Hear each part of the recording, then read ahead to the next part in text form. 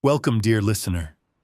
Tonight I want to take you somewhere far away, beyond the rush of traffic, beyond the flicker of screens, and beyond the ticking of clocks. A place where time has no meaning, where the wind carries only whispers and the sea never sleeps. Let your eyes close now. Let your breath slow. Inhale and exhale. You are about to drift to the edge of the map, to a place few have ever seen, a place wrapped in mist, kissed by salt, and guarded by the tides. This is the story of the lighthouse at the end of the world. Long ago, at the furthest tip of an ancient coast, there stood a lighthouse. It was tall and thin, made of stone carved from the cliffs below it. Worn by the wind, bleached by sun, and stained with salt. No path led to it, only a narrow, forgotten road overgrown with moss and time. Most maps no longer showed this place, and most sailors didn't believe it was real. But those who dreamed deeply enough, those who listened closely to the whispers in waves, knew the truth. Someone lived there. But this place, this edge of the world, was not just a dot on a map. It was a feeling. It was a breath held in the lungs of the earth. A silence so deep it pressed softly against the skin, like velvet darkness before the dawn. The road leading to it wound like a memory. First gravel, then stone, then dirt, until it was nothing more than a suggestion beneath your feet. Trees leaned inward as if to whisper secrets. The air turned cooler. The sun dimmed beneath thick clouds, and a soft, briny mist began to gather in the hollows of the land. Birdsong faded, replaced by gulls gliding silently above. Somewhere in the distance, waves broke against rocks in a steady rhythm. It wasn't loud. It was the sound of something eternal, something unchanged by time. You would know you were near when the wind began to carry the faint scent of salt and rain, both sharp and clean. You would know by the way the grass bent without movement, and how every breath seemed to echo inward. There on the cliff's edge, the lighthouse stood, weathered, watching, and waiting. A silhouette against the vast gray sea. It was not beautiful in a traditional sense. No gleaming paint. No polished brass. The windows were fogged, the stones darkened by storms, but it had presence, dignity. It belonged not to the land, but to the sea. And the sea had claimed it. Even the air was different there, thicker, as though carrying memories. If you stood still long enough, you might hear them. Not words exactly, but moments, wrapped in wind. Footsteps, laughter, a door creaking, a bell. The lighthouse door was always closed but never locked.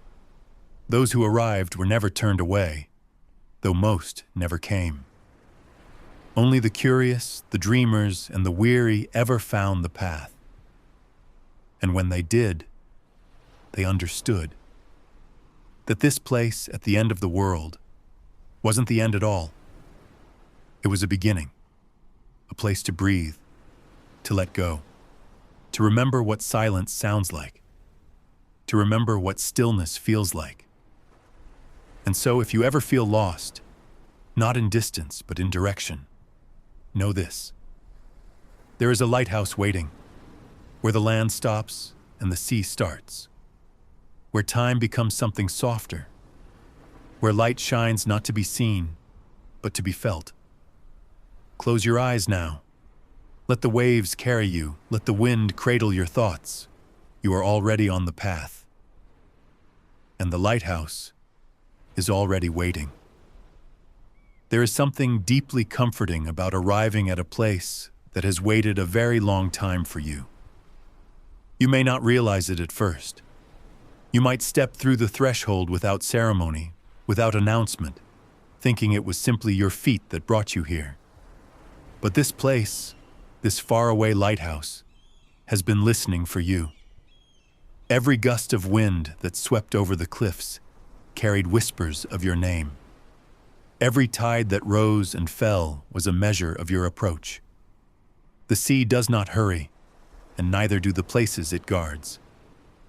The lighthouse has stood, patient and proud, for years uncounted, for dreamers unnumbered. Some say the lighthouse marks the border between the waking world and the land of rest. That just beyond its steady light lies a vast sea made not of water, but of dreams. The old stories say that when the world forgets you, this place remembers. When noise surrounds you, it offers hush. And when you are ready to sleep, not just to close your eyes, but truly rest, the lighthouse is lit. The cliffs it stands upon are not cliffs you'll find in any atlas. They rise not from rock and earth, but from memory, time, and the parts of yourself you set down long ago and forgot to pick back up. This place exists between moments, between heartbeats, between the crashing of a wave and the retreat of foam. And so, as you walk the path in your mind, following the soft pull of the ocean breeze, let the images begin to sharpen. Let the salt settle on your tongue. Let your body begin to soften into sleep. You step onto stones warmed by day's end sun. The sky above you is streaked with gentle lavender and gold, and gulls pass overhead in silent flight. The wind carries the clean, ancient scent of brine and driftwood, and your footfalls are met with the sound of distant surf, the kind of sound that feels like it's always been playing somewhere, just beneath the surface of your thoughts. There is no gate, no boundary to cross, only the gentle realization that you've arrived. The lighthouse rises before you like a memory returning, not dramatic, not blinding, just inevitable, like breath, like nightfall. There's a softness to its presence. The stones seem to breathe in the hush of dusk. Ivy drapes across the foundation in lazy spirals, and the balcony railings glint faintly in the last rays of light. You step closer. The wood of the front door is smooth, pale with age and shaped by wind. There's no handle, only a round brass plate, cold to the touch. You press your palm to it. The door opens inward without resistance. Inside, it is quiet. Diamond soins. A round room with walls of stone, warm with the memory of sun and scented faintly of salt and cedar. There are shelves lined with books, maps, glass bottles. A kettle sits on an old iron stove. A chair waits beside a round window overlooking the sea, and above you, a staircase curls upward into the dark. You step inside. Close the door gently behind you. Take a slow breath. You are not alone here, but you are perfectly safe. The lighthouse knows how to hold people. It knows how to rock them gently to sleep. It has done so for generations, and you are part of that now. You step toward the chair. Sit. Let your hands rest in your lap. Let your shoulders fall. Outside, the sky deepens to a rich velvet blue. A single star appears over the horizon. The waves rise and fall, and the light above you, high in the tower, begins to turn. A soft, golden beam that doesn't blind. It wraps, it covers, it comforts, like a warm blanket, like a lullaby hummed long ago. The lighthouse has found you, and it will hold you until morning. The keeper's name was Elias. He was a quiet man, soft-footed, silver-haired, and kind-eyed. Elias had once lived a different life, in a busy city, full of lights and noise. But when the world grew too loud, he left it behind. He came to the lighthouse alone, not to escape, but to remember what stillness felt like. Each morning, he rose before the sun had even touched the horizon.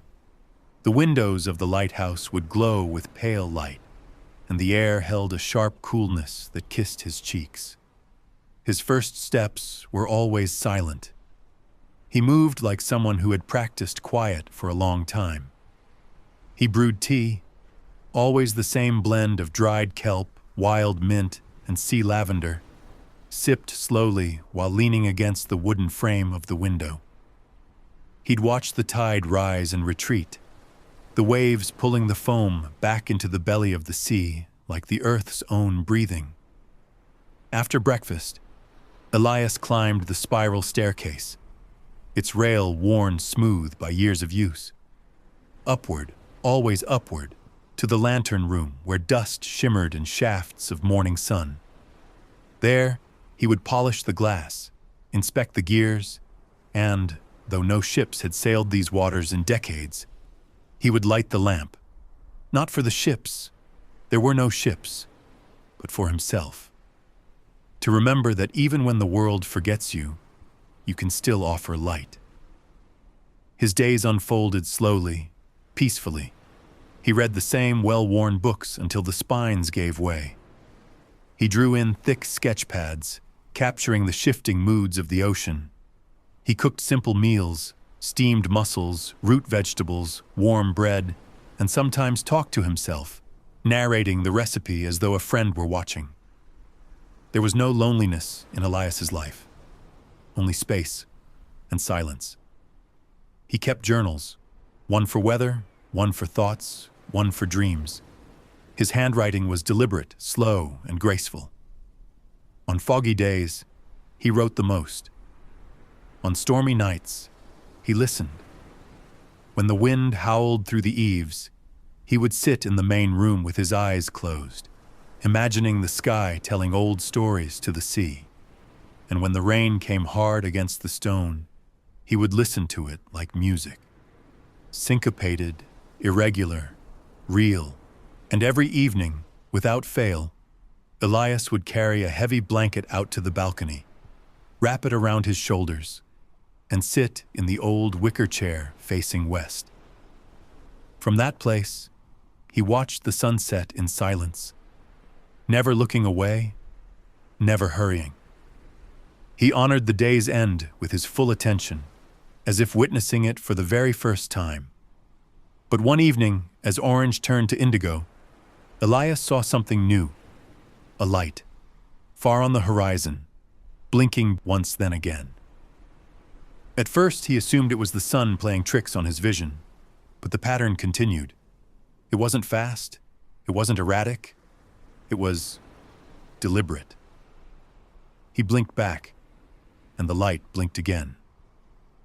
Elias stayed seated long after darkness fell, his eyes fixed on that thin, glowing pulse, until it was swallowed by mist and memory.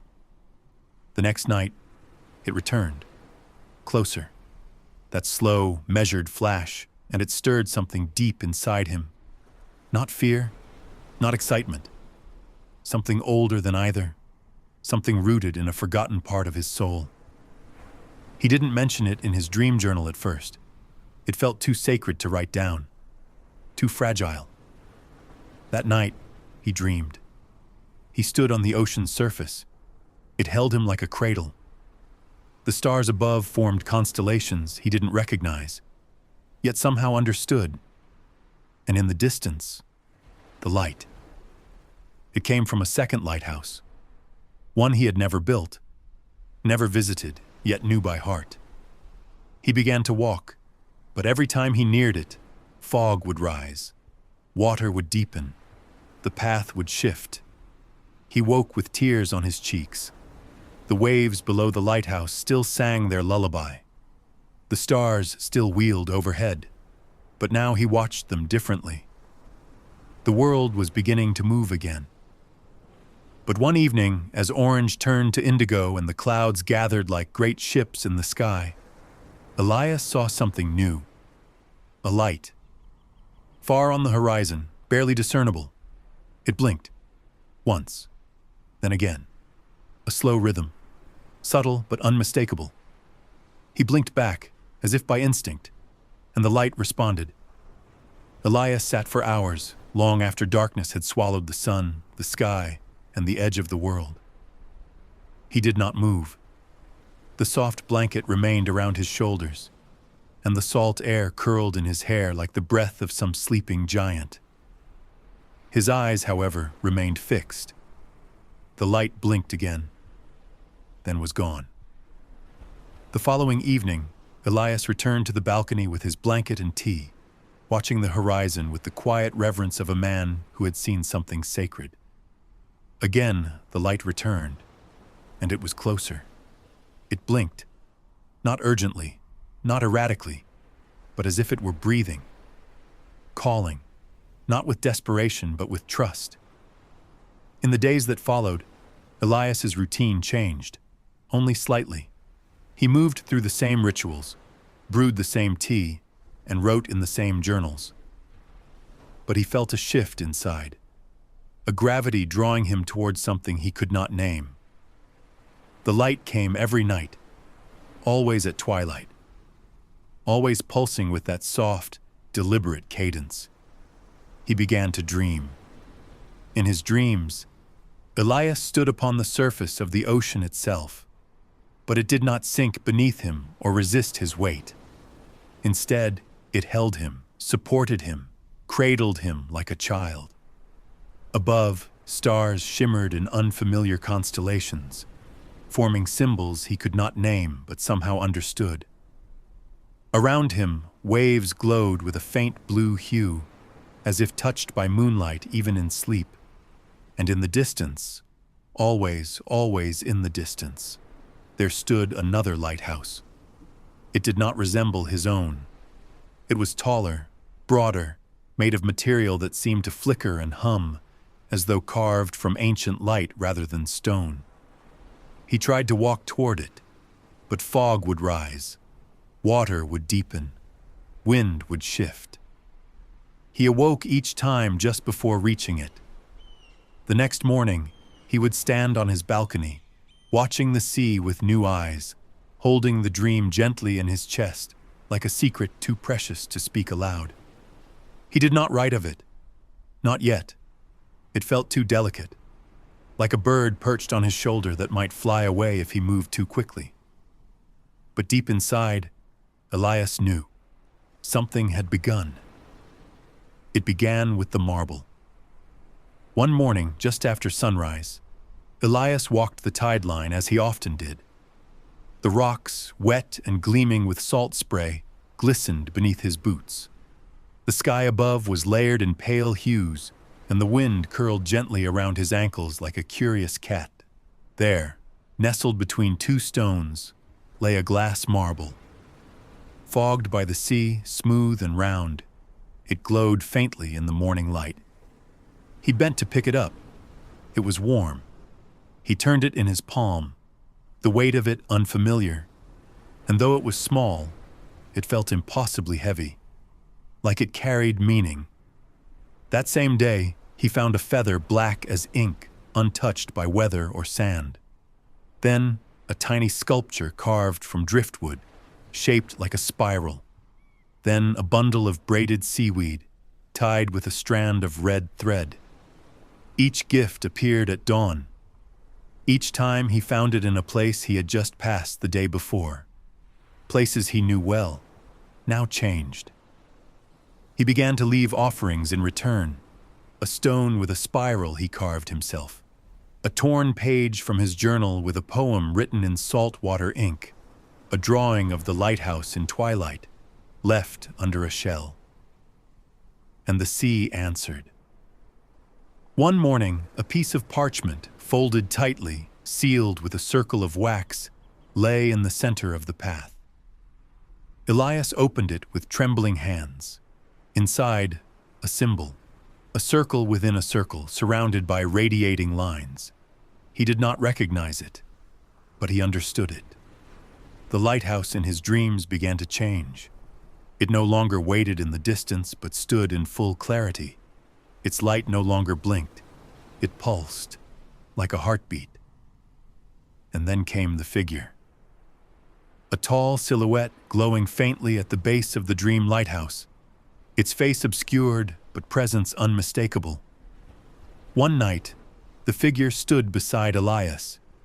It said nothing, made no movement, and yet he felt profoundly seen.